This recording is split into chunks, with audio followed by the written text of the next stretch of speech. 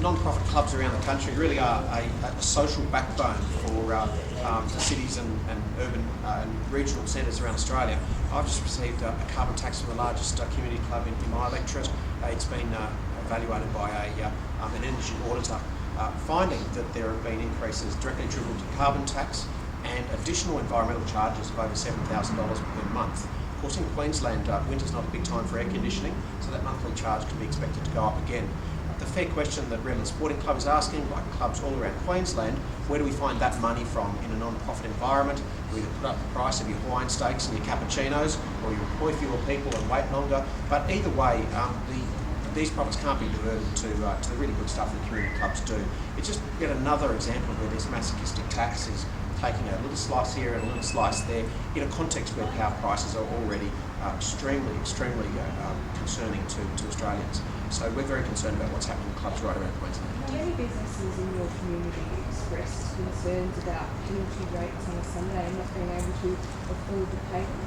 That's been a concern that's been raised obviously long before the carbon tax came around, continues to be raised, and it's a very difficult question because you've got to find the balance between rewarding people who work antisocial hours but also maintaining the viability of small business.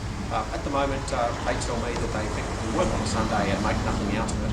Many large shopping centres are compelled to open by the arrangements of those that run the So under a centres. coalition government, would you be urging that these penalty rates be re-looked at for a Sunday or for weekends? No, I wouldn't be. First of all, it's not my portfolio, but second, you'd have to have a very important community discussion about that. And while I've heard many people say that those rates are too high when they're running a business, there's others who rely on those rates to be able to pay their way through university or survive. So it's a very balanced issue. And on a second note, there's been further discussion now on bilingual curricula for particularly Indigenous communities, and I'd welcome that discussion, even though it's not really directly a federal issue. We went probably too far, swinging the pendulum away from Indigenous education on the grounds that the educational outcomes were unsatisfactory. But we were introducing in those contexts English in grade 3 and grade 5. Then by removing Indigenous language completely, we've gone the complete reverse situation now, where kids simply don't turn up because they don't feel the education is relevant, and parents see no connection to the school. So if there is a future here, it's realigning education and health, bringing them together, particularly in an Indigenous context where, of course, traditionally those two were taught together.